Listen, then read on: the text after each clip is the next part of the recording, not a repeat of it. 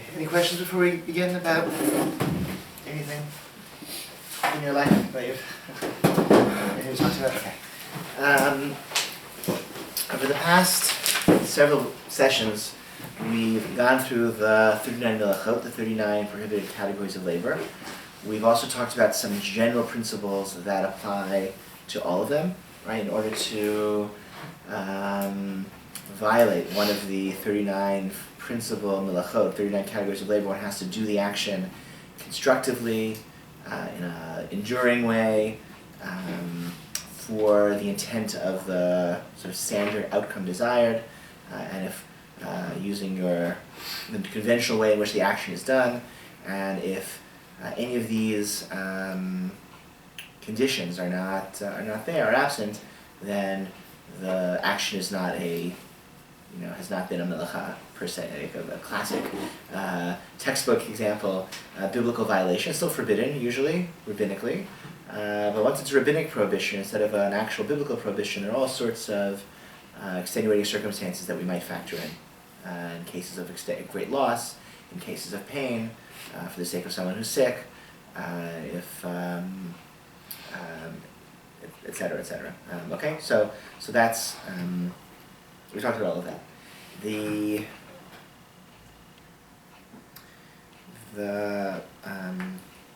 malacha we didn't yet talk about, or only briefly talk about, is the final one, which is hotza'ah reshut l'reshut, carrying from domain to domain. I think we talked about it briefly, but didn't fully. Okay, so let's sort of go through that malacha. So it's different than all the others because it is. Well, how's it different than the others?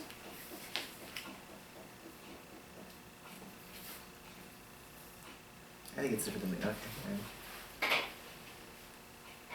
It's not like making or cultivating. Yeah, you're not really, exactly. You're not actually changing anything, and no object is transformed. All the other melachot, you're doing something to some object, something is transformed by your activity. With hotza'ah, moving, you're just moving something someplace else. So it is different in that way. Already in the Middle Ages, it was called a melacha grua. It was sort of called a which means sort of like a lesser melacha, not quite as seeming, but it's still a full-fledged biblical melacha.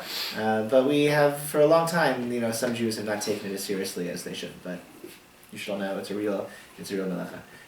So how do we violate this? So two ways, basically. Taking something from three ways: from a private domain to a public domain, from a public domain to a private domain, or carrying something more than 4 cubits, daled amot, in a public domain. Cubit, we said, is about 1.5 feet. Okay, it's about 6 feet. What's a private domain? Private domain has walls, house, car, private domain, something with boundaries. Public domain, a plaza, a big street, that's a public domain.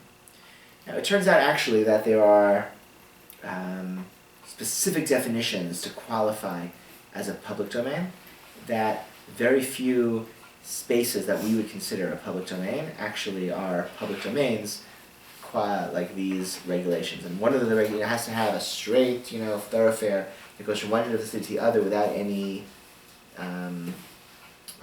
breaks, without any gaps, without any division, barriers.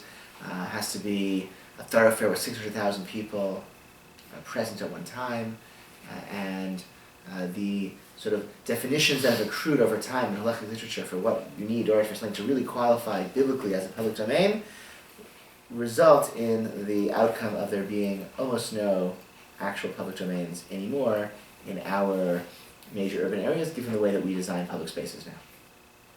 And that means that this biblical violation of carrying is really only a rabbinic violation of carrying, because we're not actually carrying from a private domain to a real biblical public domain. We're carrying from a private domain to a rabbinic public domain. It's called a carmelit, an intermediate space, really like an alleyway.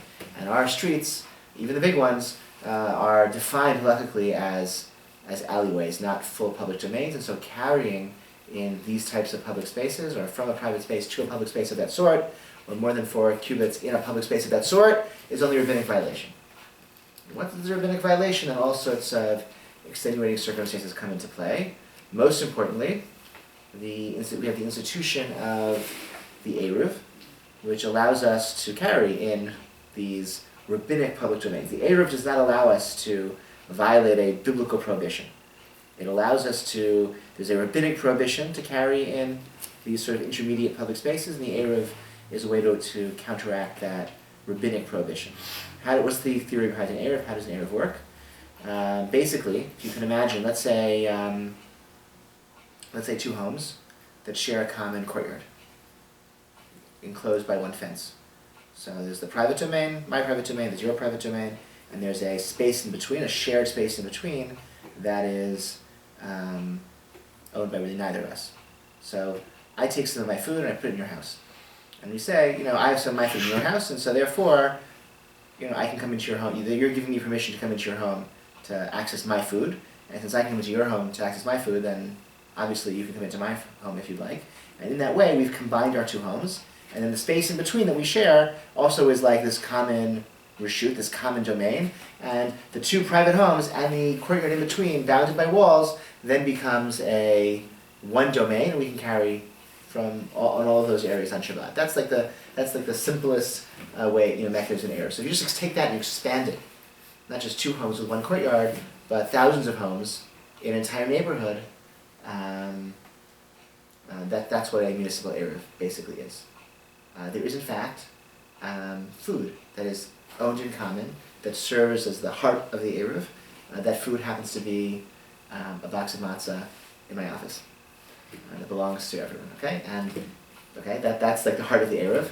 There are boundaries around the neighborhood. It's not the walls around the courtyard, it's the seawalls on the eastern border of our neighborhood. It's the embankment, the steep slope along the metro tracks on the western boundary, and then it's wires and poles that have been erected and modified along Irving Park on the north and along Fullerton Diversity on the south, and that's the boundaries. Just to sort of explain how those boundaries work, we use for some stretches of the Eruv, the facades of buildings are the wall. Like facades of buildings, where there are fences in front of buildings, homes. That's a wall. That's the boundary for many stretches of feet. And then for big chunks of the Eruv, we use what we call tsurat hapetach, which means the image of a door frame. A door frame, right? A door frame can define, sort of a boundary, even though there's open space. There's open space here, but clearly this is where one room ends, and this is where the next room begins, and the boundaries are clearly demarcated by the door frame, even though there's nothing in the middle. What's a door frame? A door frame is two vertical pieces and a horizontal piece that goes on top. So we have found and constructed surot hapetach, door frames, all around the neighborhood, or on certain segments of the border of the neighborhood. And what's our vertical pieces are utility poles. Our horizontal pieces are utility wires. And the wires don't always go directly over the vertical, and so we've put up what we call a lechi. We've put up this PVC piping basically along the side of some of these utility poles, and that lechi, it's basically a tube, it's a hollow tube attached to the utility pole. From the ground it goes up at least 10 tefachim, 10 hands breadths, so 37 inches, and the lechi serves as the vertical component of this door frame, and the lechi then is arranged to be directly underneath the utility wire. You understand that? Can you visualize it? I'll show you pictures. We can take a field trip one day. The weather's nicer. Was I tried to find it before on Irving? Yeah, there are. Yeah. And I can't. So in some places, the wire is we strung our own wire directly over the utility poles. And then it's just, you'll see some of those poles, especially on the eastern end of Irving Park, they have little brackets on top of the poles, and the wire is on top of that bracket, and that wire is directly on top of the pole itself. And so that's our two vertical and a horizontal. Towards the western end, we have a bunch of these big, fat PVC. That's what you should look for. Don't look up. Look along the sidewalk. Big plastic PVC tubes strapped on with metal bands to the side of the utility poles, and those are the vertical poles. Right? Something is 10 tefachim high. We halakhically extend it all the way up to the roof of the sky. And so that pole, it's only 37 inches tall, percent, maybe a little more, and then we imagine it goes all the way up. Luckily, we extend it till it intersects with the wire, because wires often are strung on the sides of the poles, so we have to stick another pole on the side of that pole. Does it cross over Lakeshore Drive? It crosses over Lakeshore Drive, yeah, twice. It crosses over Lakeshore Drive just at Irving Park, actually. Next time you drive up, you'll see it. And it connects to the fence around the Meyerowitz golf course. Mm-hmm. And then the fence is the perimeter north to Montrose Harbor, and then there's another little wire that jumps from the fence, the golf course, to the seawall. And then it crosses again at Diversity Harbor. And inlet there. So, you know to look for. This time we'll find it. I think I have a picture. I can show you these quickly.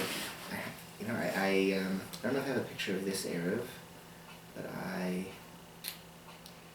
what did I do? I made a trip in December to, let me find it. In December, I made a trip to Princeton because they had like a ceremony, to celebrate the completion of the Erev there, which I designed, and here it is. So I went, of course, I took a picture of. So this, what you're seeing is a standard suburban telephone pole, and on the side of it is a tiny little plastic tube that runs from the ground all the way up to the lowest cable wire. See? So why do you need the lefty if you Because have because the pole has to be, the vertical component has to be underneath the horizontal component. And usually when they make telephone poles, they string the wires on the side. So we string another little pole underneath that wire. That's okay. So here in that one, it's a small little tube. Here in Chicago, we have big fat tubes, but it's the same idea. So I was very excited to see this because it was like many months, many years of planning and designing. I didn't get to, live there. I never yet carried in Princeton on Shabbat, but I was there now, so I was very excited to be there for the ceremony, so I got there early and I took a walk. I took some pictures of the levee. Okay, so that's basically how. And the other piece. In that simple example of two homes with a common courtyard, we're neighbors, we agree, we're gonna, in the city there are many other people, of course, who are included who don't necessarily agree, so we rent from the city the right to carry. In lieu of an agreement between us, so the city authorizes us to carry within the bounds of this area. So often you'll rent the right to carry from the police department or from the mayor or from the governor. In our case, we got an ordinance passed in city council authorizing the area, which serves to give us permission to carry. And you can go back 15 years, you can find the minutes of the city council meeting where they voted on that.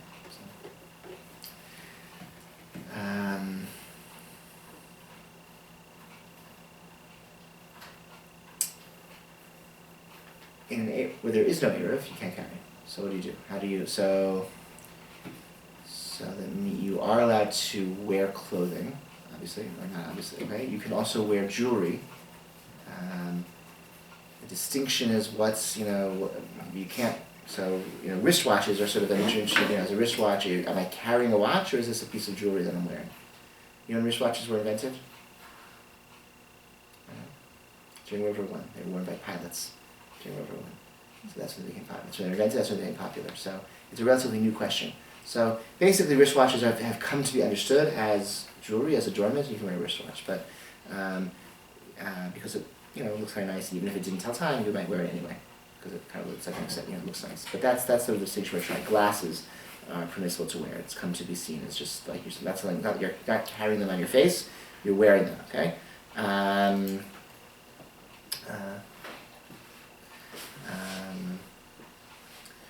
What would be some ambiguous case would be.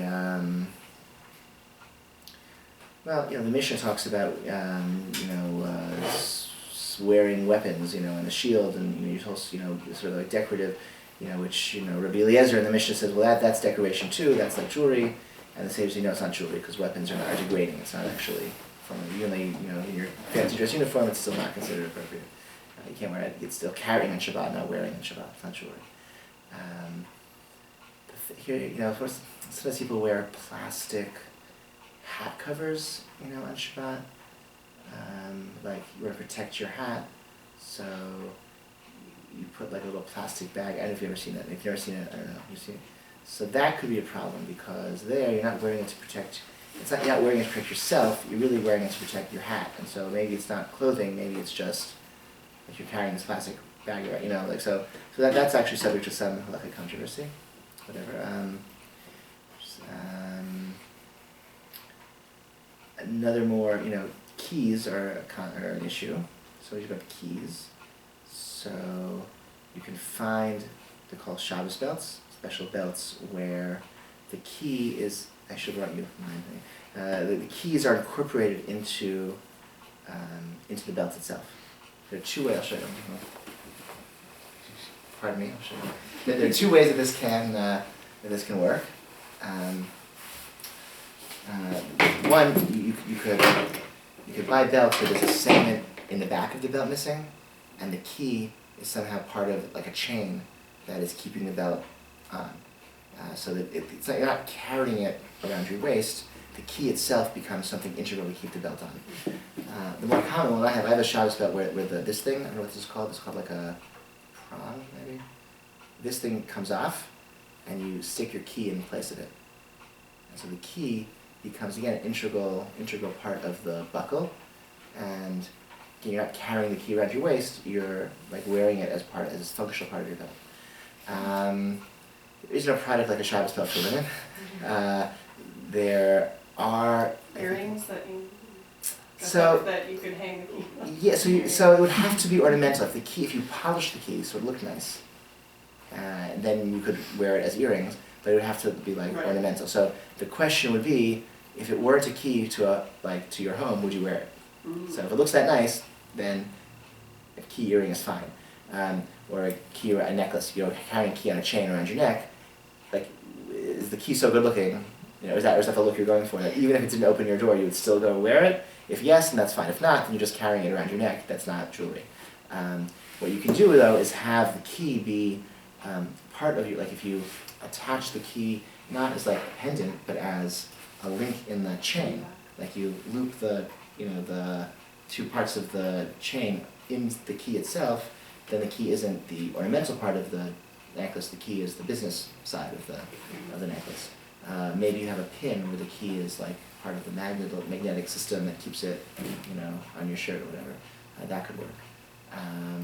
There's a way to incorporate if you have shoes with laces, there's a way to tie your shoelaces around the key such that the key is actually part of the knot keeping your shoes on. When you tie a bow knot, the first step of a bow knot is to, you just tie a simple knot and then you pull, and then you make the loops, the rabbits, whatever. So instead of that first knot that you tie at the base, you can stick the laces through a key and then pull them tight, and then you do the loops over the key and complete the bow knot. There, the key is actually like a functional part of your shoe, but I don't know, see none of you are wearing shoes with laces. So if you have shoes with laces, that's another way that you can carry keys on Shabbat. But it's challenging. Baby carriages, you can't push a baby stroller, you can't carry a child baby on Shabbat. So there's some grounds for leniency because the baby itself is a chayos et atzma. We say that you can't, something which is alive sort of carries itself. You're not, certainly a kid who is old enough to walk and you're carrying him just a distance that he could walk, that's certainly not a biblical violation. And in extenuating circumstances, there would be grounds for leniency there. But in general, we don't push strollers, carry children on Shabbat. So that's a real reason to live in a neighborhood that has an Eruv. It makes it much easier to raise children, or to be friends with children, if you're not raising them. And that's why most Orthodox neighborhoods now have Eruvin. That was not the case a generation ago. There were maybe, 6 or 7, 40 years ago. In North America now there are, 206, 207 municipal Eruvin in North America. So they've become, every community feels they have to have one because, people don't want to raise children in a community without one. But you can. You take turns going to shul.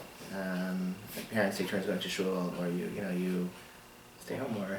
You take turns going out, take turns staying home. You have other people to your house, so you go out less, but you can make it work. Yeah. What about hiring a non-Jew to like push your stroller? One of my coworkers, her son and daughter-in-law in London do that. They are stroller pushers? No, yeah, Oh, yeah. they hire, or they are the... They hire so that they can all attend shul together. Yeah, so that's, I think it's okay. Some reason, It's like one particular, it's almost like having a nanny, like Yeah, the yeah. individual comes. So in general, we don't. In general, we're not. We haven't actually talked about this. But in general, you can't ask a Gentile to do something for you on Shabbat that you can't. That a Jew can't do him or herself. There's some exceptions. One of which is for the sake of a mitzvah. So and I would say if you're like, if it's sort of really important for you to be someplace on Shabbat, that could work. Is going to shul like every week important enough? Maybe it could be for some people. One thing to be sensitive, I had a rabbi who, in the community where I lived, who didn't allow that because he felt his sense of the community was that only some of the families could afford it, and he was just worried about a dynamic where people just couldn't afford that would just be marginalized and feel excluded. And he didn't want to have that kind of class division in the community, and so he forbade anyone to hire. It was a lot of students, a lot of people without a lot of discretionary income, and so he just felt it would be divisive in a community of that sort. To allow that. 5 years we lived in Princeton without an Erev, we never did that. We hired babysitters to stay home with our kids while, if we felt it was important for both of us to be at some function, out of our home on Shabbat. And we did that fairly often, but we never hired someone to push the stroller. It didn't seem important to us.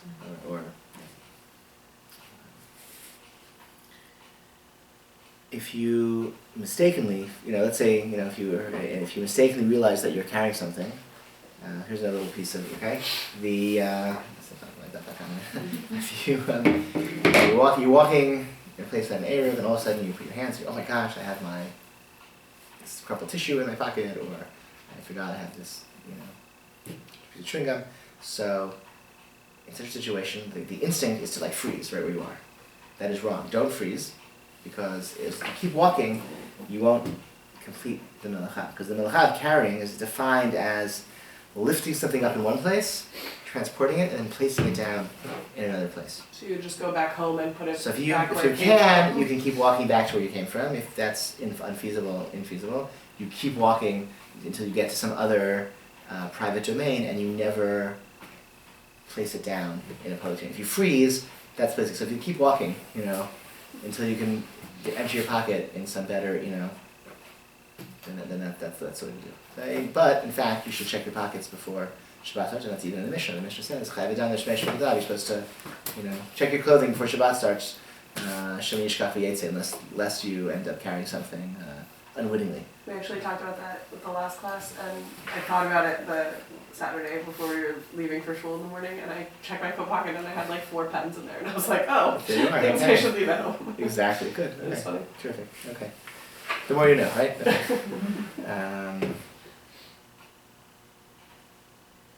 Anything else about carrying? Okay.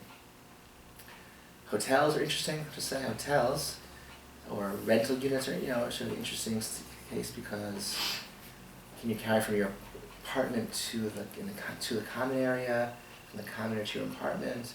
That's sort of a question. Perhaps not. You could make an area within your building, right? For to carry within the building because each apartment is its own reshut, and then the common area is a different reshut, a different domain. So if it's a rental unit, if it's a condo, probably, but everyone has a share of the common areas, and so that would be a condo. You can carry from your apartment to the common area. In a hotel, all belongs to the hotel management. You don't really own. You don't have a lease on your hotel room. The furniture all belongs to the hotel company, and so some are strict, but I think you can carry from a hotel room to any other place, within the building, within the hotel building, or on the grounds if the grounds have a perimeter fence around them somewhere.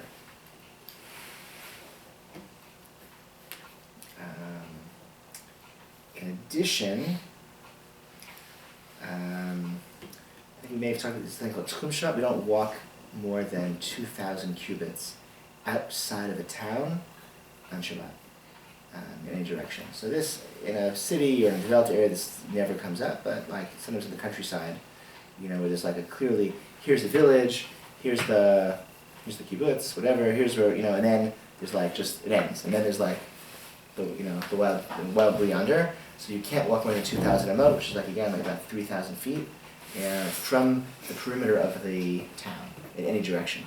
So if you can imagine all the homes, usually don't have walls in. There's no walls probably, but if you imagine a circle around all the homes of the town, you can't walk off more than. So if you're spending Shabbat in a little bed and breakfast in the mountains, so you can't take a long hike.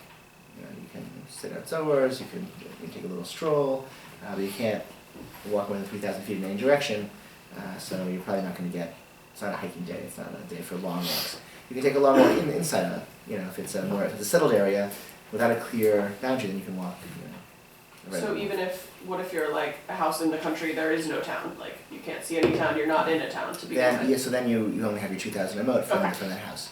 If it's a rural-ish area and there are homes here and there, then it may be a little bit harder to figure out how you would define that. I'm not exactly sure. But if it's like you're in a motel or you rent a cabin in the woods, you're not going to be able to go so far. But again, so you bring a book with you and you play cards, and you can take a nap. You can enjoy the outdoors, just not very far. Shabbat begins at sunset, it ends at dark, nightfall. Okay, that's 25 hours. That's because we're not exactly sure in Judaism when days and nights begin and end. We don't know if the day begins and ends at sunset, or maybe the day begins and ends at nightfall. So on Shabbat, we're going to be strict in both directions. We start Shabbat before sunset, and we don't end Shabbat until after nightfall. So that's how we get 25 hours, more or less. The intermediate set between sunset and nightfall, that's like doubtful time, it's liminal time, it's called Beinish Mashot. And there's also a different status, that's like a rabbinic Shabbat, because we're not really sure if that's Shabbat or not. It's Suffolk Shabbat, it might be Shabbat. So there are also some cases where it would be more lenient. If you're late to get somewhere during Beinish Mashot, you could ask a Gentile to drive your taxi, for example, or whatever, like that in Beinish Mashot, if it's for the sake of enabling you to have a pleasant Shabbat rather than spend it in a train station. So there.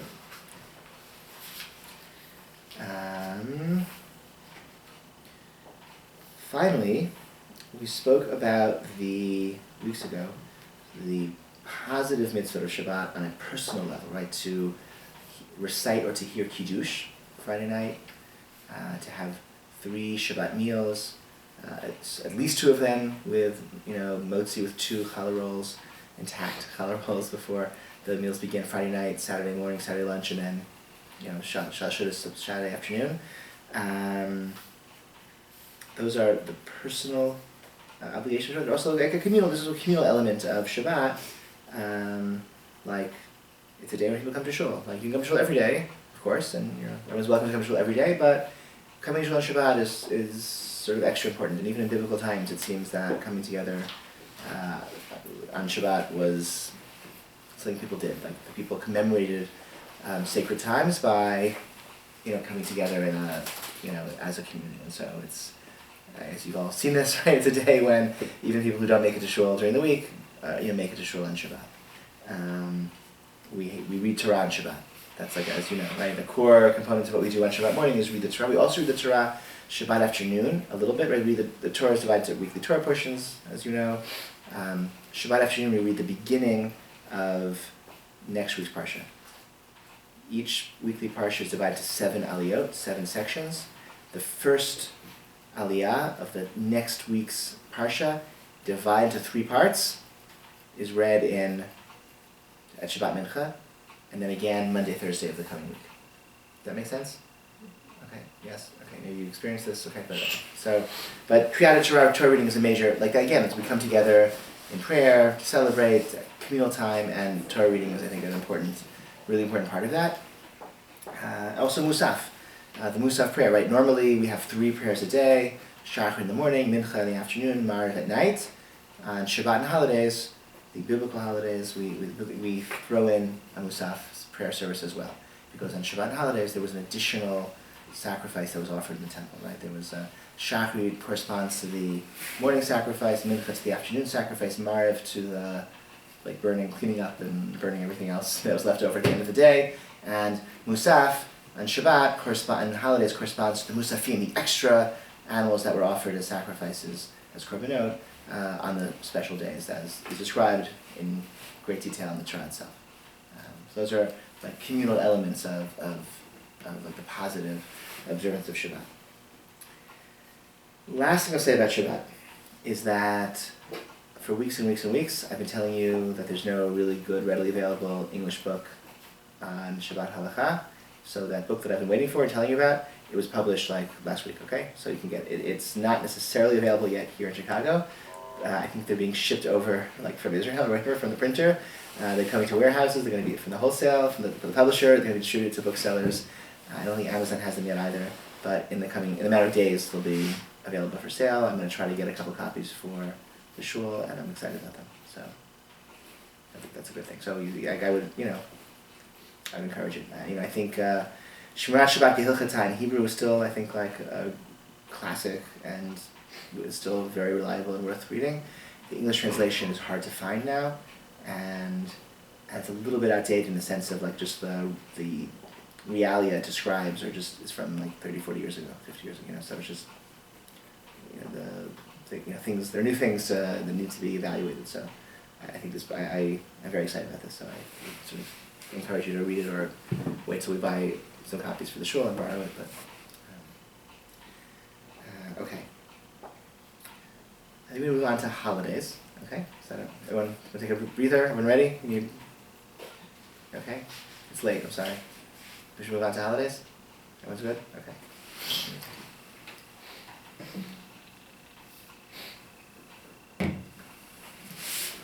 So the holidays are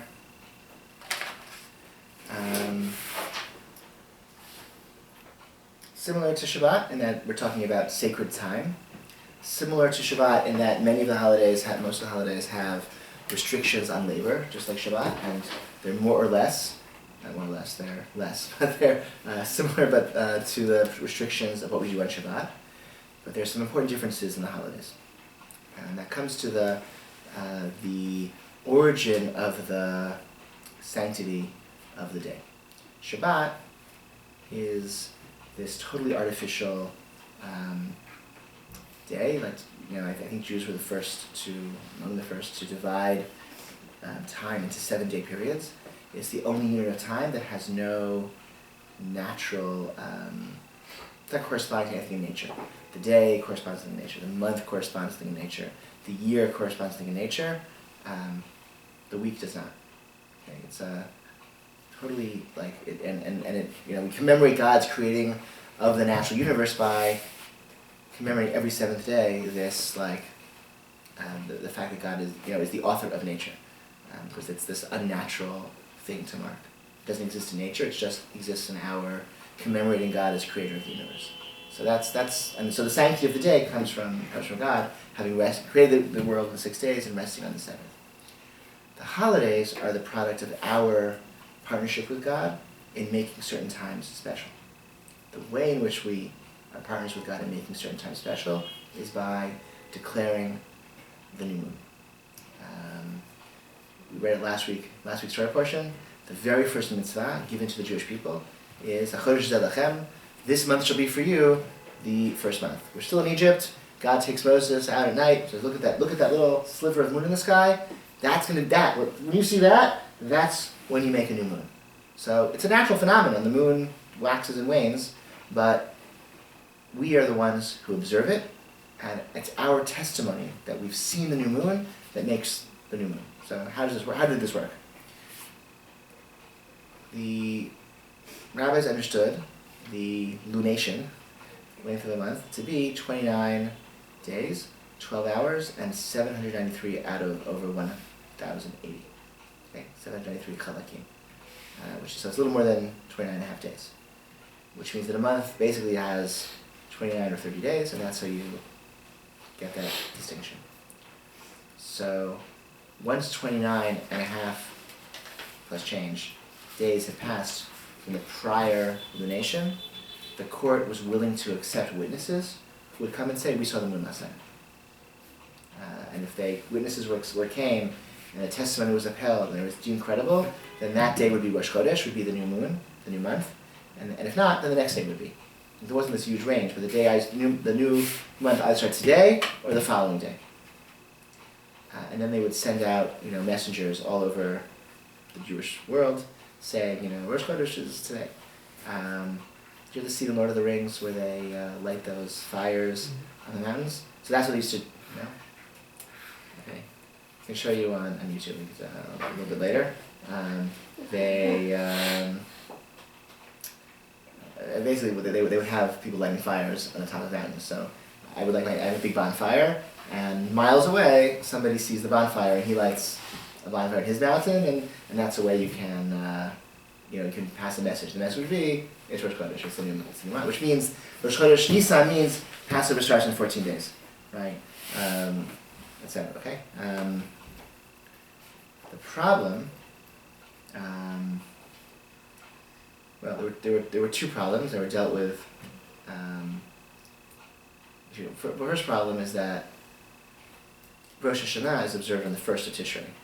So if the witnesses come kind of late in the day and say, we've been running all day, we just got here, it's the afternoon, the sun is about to set, and we're like, oh, we saw the new moon last night. We're like, oh my gosh, it's Rosh Hashanah, we have to do all the Rosh Hashanah ritual and squeeze it in, the time remaining until, the sun sets. And so that wasn't a lot of time. So they began celebrating 2 days of Rosh Hashanah, because they're just sort of unfeasible. The Torah says it's a one-day holiday, but they just started keeping 2 days, because how could you ever, if you didn't see the moon, what if somebody shows up, and then what are you going to do? How could you cram all of that important holiday into just like 30 minutes, it's a little bit of time.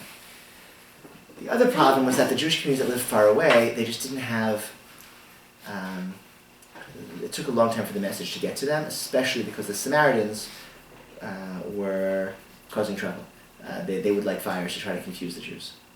And so the Jewish communities in the diaspora, they also decided, we'll just celebrate 2 days of every holiday, because we can't be sure that we're going to get the message in time, so we'll celebrate 2 days of each holiday. And that's why, unto this very day, outside of Israel, all of the biblical holidays are celebrated for 2 days.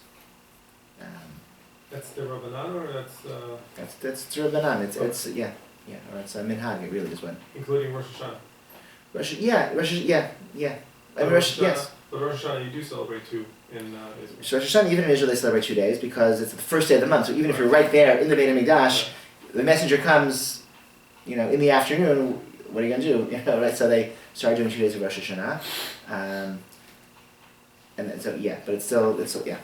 So it's Rabbanan, but because people get a little bit lazy about celebrating 2 days of holidays, the rabbis were very, very strict about the second day of Yom Tov as a really important foundation of our Jewish life in the diaspora, and so we treat it really identically in almost every way to the first day of Yom Tov. Eventually, in the late Talmudic period, they switched over to a standardized calendar. At which point they could have said, all right, we'll go back to keeping 1 day of all of these holidays. And in Israel, they went back to keeping 1 day of Rosh Hashanah for a period of several centuries, until they stopped doing that. There was a period of time where they only kept 1 day of Rosh Hashanah in Israel after the establishment of the fixed calendar. I don't know, for some reason that practice lost out, and 2 days of Rosh Hashanah even in Israel, but the 2 days in the diaspora also maintained itself even after we switched to a fixed calendar. There's really no need anymore for having these 2 days. Even with the 2 days, though, however, there still are elements of our partnership and our control over the holidays, over the calendar. So here's how. Here's one way. There's several ways, but here's one way. We have a rabbinic tradition that Rosh Hashanah the first day of Rosh Hashanah can never occur on a Sunday, Wednesday, Friday. If it does, the other holidays come out in really wrong days. Okay. The first day of Rosh Hashanah is never on a Sunday, Wednesday, or Friday. So if the molad, if the first sighting of the new moon of Tishrei were to be on a Sunday, Wednesday, or Friday, then Rosh Hashanah is observed on a Tuesday, Thursday, Saturday. There's another rule, that if the molad, if the first sighting of the new moon is in the afternoon, then Rosh Hashanah also gets pushed off one day. So if it's in the afternoon of a Tuesday, then it would get pushed off to Wednesday, which would mean it gets pushed off till Thursday. So even though the new moon, the sliver of moon is on a Tuesday, Rosh Hashanah wouldn't be until Thursday, sorry, and then all the other holidays in the year then follow, of course, that schedule. Now, I said that the rabbinic calculation of the lunation is 29 days, 12 hours, and 793 over 1,080th of an hour. Dividing an hour into, we divide hours into 3,600 seconds. The rabbis divided hours into 1,080 chalakim. So 793 chalakim, a chalak is about 3.5 seconds. That's not exactly accurate, or it doesn't exactly correspond to our most accurate contemporary observations of a lunation. First of all, the moon isn't entirely consistent, which makes sense. It's kind of, the moon is not, it's not an atomic clock, it's the moon. It doesn't have to, keep a perfect schedule. And the moon is, like the moon's orbit speed changes over time. It also seems to be happening. And we have just really much more accurate ways of measuring now anyway. And so the rabbinic calculation and our current observations are off by a few seconds that over the centuries have seemed to grow. So we really are actually off now by about 2 hours. So 2 hours, of course, a month, it's not pretty impressive given the the antiquity of our system. But given the rules that I laid out earlier, if, let's say, the molad, the first sighting of the moon would be, let's say, at 1:30 p.m. So 1:30 p.m. by our calculations, right, meaning just you count off 29 days, 12 hours, 793 chalakim from the prior lunation, and you arrive at 1:30 in the afternoon on a Tuesday, Rosh Hashanah would then get pushed off till Thursday, even though the NASA-verified astronomical lunation would have been Tuesday morning, not Tuesday afternoon, and Rosh Hashanah should have been observed on Tuesday. This little conflict between what's astronomically most accurate and what is sort of halachically like our system, our legal system, this divided the Jewish world in the year, I think the year 982. It pitted Rav Sadia Gaon in Babylonia and Ben Meir, the great Gaon in Eretz Yisrael, the land of Israel, and Rav Sadia won the day. His Babylonian tradition carried the day, and he asserted we push Rosh Hashanah till Thursday. The calendar follows our Jewish legal principles, our traditions, even when they conflict with what's astronomical. So again, like we have preserved, even with our fixed calendar, we've preserved elements of this original system where the calendar is given to us to decide. We're the ones. Torah says, these are the festivals of the Lord that you declare in their proper season. So we have to declare, we have to say, today is Rosh Chodesh, today is the new moon, and therefore the holidays that occur 2 weeks from now, etc. It's our declaration has a really important part in determining the season. So Shabbat, that's sacred time is made by God. The holidays are sacred time as made by us. I think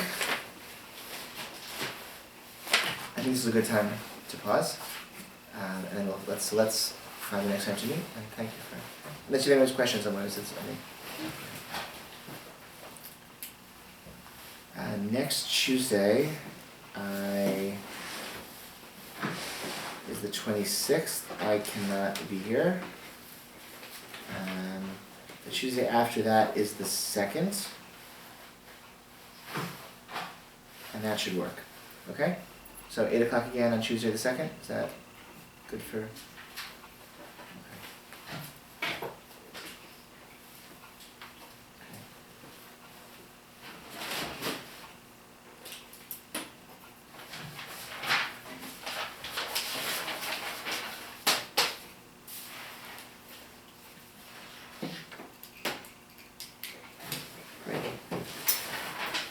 Good night, everyone. Thank you. All right, thank you.